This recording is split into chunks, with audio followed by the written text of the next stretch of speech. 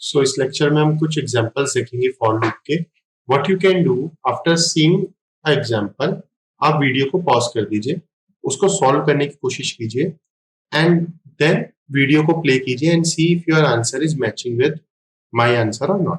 Okay, the first example is main char I, initialization is I equals to 0, then we have a condition I less than equal to 127 I plus plus, and then we are doing printf percentile d I. So what will happen? First we will come to this initialization, we will make I equal to 0, we will check 0 is less than equal to 127, so we'll come inside, we will print 0, then we'll do I plus plus. So now i's value will be 1, and then we will check I is less than equal to 127, it is true, so we'll come inside and we will print again the value of I, which is 1, and similarly we will print 2 3 up to 126. Then let's see, 126 we have printed, we come here, now the value is 127, I plus plus becomes 127.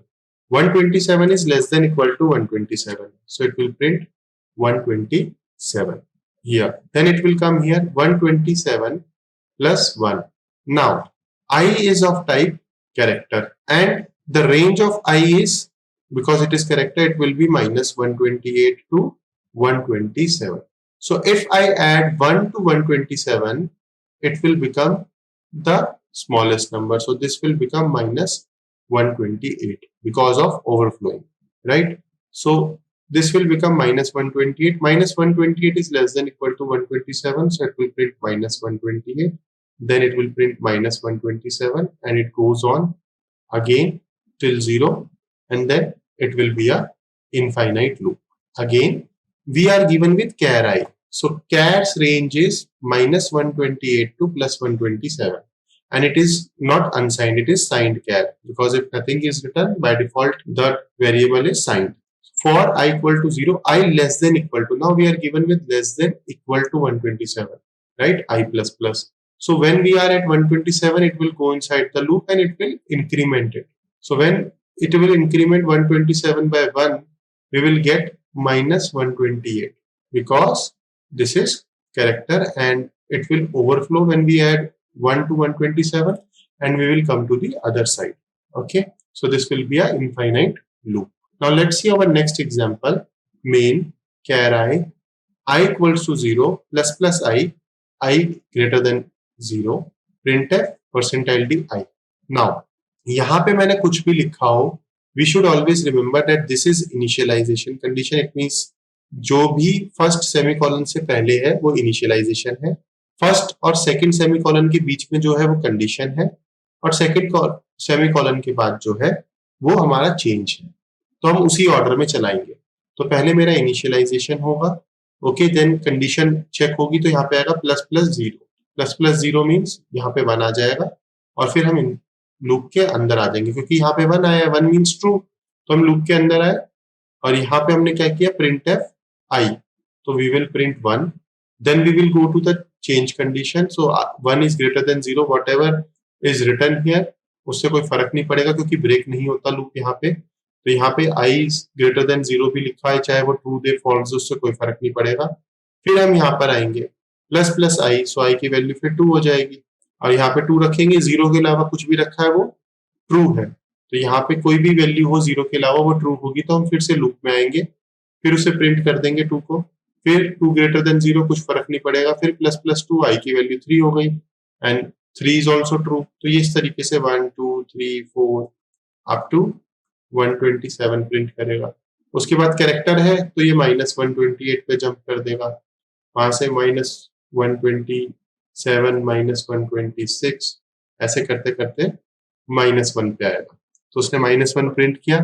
Minus 1 greater than 0 कुछ भी हो, हमें कोई फर्क नहीं पड़ रहा है, यहाँ I प्लस प्लस I, तो I की वैल्यू अब होगी 0, तो यहाँ पे रखी जाएगी 0, और जब यहाँ 0 रखी जाएंगी तो हम बाहर आ जाएंगे, तो यहाँ पे क्या प्रिंट होएगा, 1 2 3 4 up to 127, then minus 128 minus 127 up to minus 1, it will print this. Okay, let's see example number 3. Main int I j p equals to 0, q equals to 2.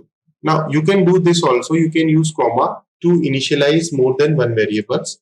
So I is equal to 0, j equals to 0, semicolon, I less than p, comma, j less than q, semicolon, I plus plus, comma, j plus plus. So here you can use comma operator. So we know what comma operator does. It executes all the statements and returns the last statement. So what will happen here? We will come here, I equal to 0, j equal to 0, okay. I less than p, which is false. So this will give me false. J less than q, so 0 less than 2 is true, so it will give me true. और result return होएगा last वाले का, तो यहाँ पे result आ जाएगा true पूरे में. और फिर हम अंदर आएंगे, हम प्रिंट कर देंगे hi. Then we will go here at the increment. अब आई की वैल्यू जो पहले 0 थी वो 1 हो जाएगी, और j की वैल्यू जो 0 थी वो भी 1 हो जाएगी. Then we will again check, i less than p false, j less than q true, क्योंकि j is 1, q is 2, i is 1, p is 0. तो ये अगेन फॉल्स और ट्रू आएगा, बट सेकंड वाले की वैल्यू लेंगे. फिर हम अंदर जाएंगे, फिर हम यहाँ पे हाई प्रिंट कर देंगे, फिर हम इंक्रीमेंट पे जाएंगे और यहाँ पे क्या कर देंगे, i plus plus means i equals to 2, j plus plus means j equals to 2. फिर चेक करेंगे, i less than p, 2 less than 0 false, j less than q, 2 less than 2 false. तो दोनों ही फॉल्स आए, तो false, and we will come out of the loop. Now, some compiler may show you warning here that unused comparison, number one thing. And if you want to check both the condition, use logical and or logical or. Okay, you can write I less than p and j less than q. So here comma is okay, but here if you want to check more than one condition, then you should use and or, logical and or logical or. Okay, now let's see example number 4. Main int I equals to 0, I less than 10, I plus plus. If I equal 5, break printf percentile d I. So what break does is कि जैसे ही वो execute होगा वो अपने nearest loop से बाहर आ जाएगा. तो जैसे ही ये ब्रेक एग्जीक्यूट होगा वो हम इस लूप से बाहर आ जाएंगे. ओके, सो यहाँ पे क्या होगा, फॉर i इक्वल्स टू 0. तो अब i की वैल्यू इनिशियलाइज हो गई 0 पे. 0 less than 10, okay, come inside. 0 equal to 5, no. Then we will not run this if, we will come here, printf percentile d, so it will print 0. Then we will go to increment, so it will do I equal to 1. 1 is less than 10, come inside. 1 equal 5, no. We will print, so we will print 1, 2, 3, 4. After printing 4, we will come to I plus plus. So here the value will become from 4 to 5. Okay, 5 is less than 10, true. 5 equal 5, true. So this statement become true, so we will execute this break. As soon as we execute this break, we will come outside this loop. So only we will execute 0, 1, 2, 3, 4. This will be our output. Okay, whenever we execute break, we come out of the nearest loop. Now let's see this. Main int I equal to 0, I less than 10, I plus plus. If I equal 5, continue. printf percentile d I. What continue does is, जैसे ही ये execute होगा, ये नीचे की कोई और command execute ना करके सीधा इंक्रीमेंट पे पहुंच जाएगा, सीधा चेंज वाले पे पहुंच जाएगा, और वहां पे चेंज करके फिर कंडीशन चेक करके वो रन करेगा नॉर्मली. ओके, सो यहाँ पे क्या होगा, इनिशियलाइजेशन पे i equal to 0. 0 is less than 10, true. We'll come inside. 0 equal 5, false. We come here. We will print 0. Then we will print 1. So there is slash n, so it will be printed in next line. But I am printing here only 0, 1, 2, 3, 4. After 4, the value will become 5. So 5 is less than equal to 5, true. Come here, 5 equal 5, true. Continue. When we hit continue, we will come to change. So I plus plus. Now value of I will become 6. 6 is less than 10, true. Come inside. 6 equal 5, no. So I'll print 6. Similarly 7, 8, 9. When we print 9, we come here. I plus plus. Now I's value will become 10. 10 less than 10 is false. So we'll come outside this loop, and this will be printed. Except 5, we will print from 0 to 9. Okay. Now let's see this example. Main int I equal to 1, I less than 10, I plus plus. If I less than equal to 5, we continue, else we will break. printf percentile D I. अगर हम इसको देखें तो यहाँ पे क्या होगा, आई की वैल्यू हमारी इनिशियली क्या होगी 1, 1 less than 10 true, we come inside, 1 is less than equal to 5 true, continue. तो ये 1 पे कंटिन्यू, 2 पे कंटिन्यू, 3 पे कंटिन्यू, 4 पे कंटिन्यू और 5 पे भी कंटिन्यू होके 6 आएगा। तो 6 इज लेस देन 10 ट्रू, अंदर आए, 6 less than equal to 5 no, else में चले गए ब्रेक। जैसे ही ब्रेक हुआ हम इस लूप से बाहर आ गए and we have not printed this even a single time. जो हमारी स्क्रीन है वो एम्प्टी रहेगी, कुछ भी वहां पे प्रिंट नहीं होगा। Now let's see one interesting question on for loops. यहाँ पे हम एक फंक्शन डिफाइन कर रहे हैं fun, so it will return a int. By default, if you are not writing anything, it is integer type return.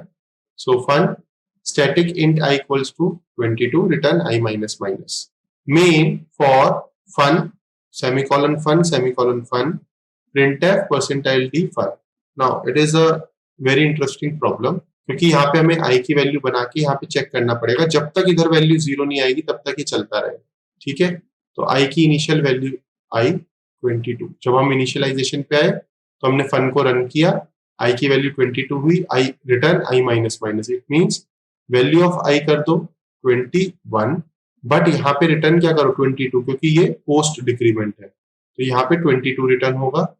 फिर यहाँ आएंगे, फिर फन कॉल करेगा, यहाँ पर आए, अब ये स्टेटमेंट दोबारा रन नहीं करेगी, सो सिर्फ रिटर्न i माइनस माइनस, यानी कि i की वैल्यू कर दो 20 और यहाँ पे 21 रिटर्न कर दो। Okay, 21 is true because anything except 0 is true, so we will come inside printf percentile d fun।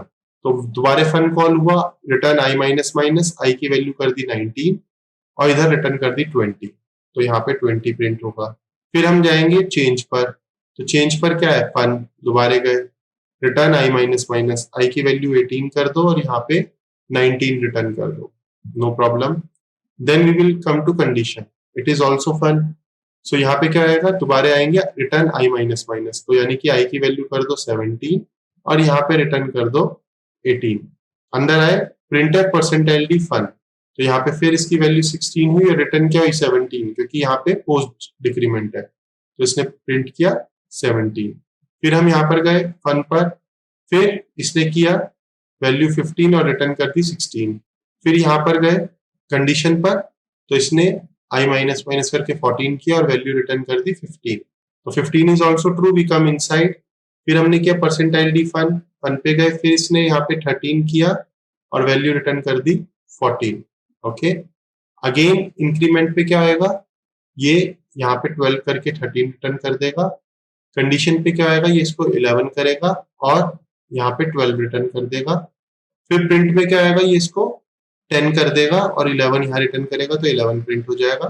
फिर अगेन हम जाएंगे चेंज पर, तो ये इसकी वैल्यू 9 करके यहाँ 10 रिटर्न कर देगा। फिर अगेन हम कंडीशन पे जाएंगे तो ये वैल्यू 8 करके रिटर्न कर देगा 9।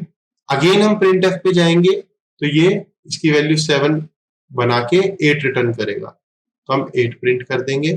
फिर हम फन पर जाएंगे तो ये इसकी वैल्यू को 6 करके 7 रिटर्न करेगा। फिर यहाँ पर हम कंडीशन चेक करेंगे तो इसकी वैल्यू 5 करके यहाँ पे 6 रिटर्न करेगा। फिर यहाँ पे हम प्रिंट करेंगे तो ये इसकी वैल्यू 4 करके 5 रिटर्न करेगा, तो यहाँ 5 प्रिंट हो जाएगा। अगेन जब हम चेंज पर जाएंगे तो ये इसकी वैल्यू 3 करके यहाँ पे 4 रिटर्न करेगा। फिर जब हम कंडीशन पे जाएंगे तो ये इसकी वैल्यू 2 करके यहाँ पे 3 रिटर्न करेगा। और फिर जब हम प्रिंट करेंगे तो ये इसकी वैल्यू 1 करके यहाँ 2 रिटर्न करेगा and we will get 2 here, will print 2।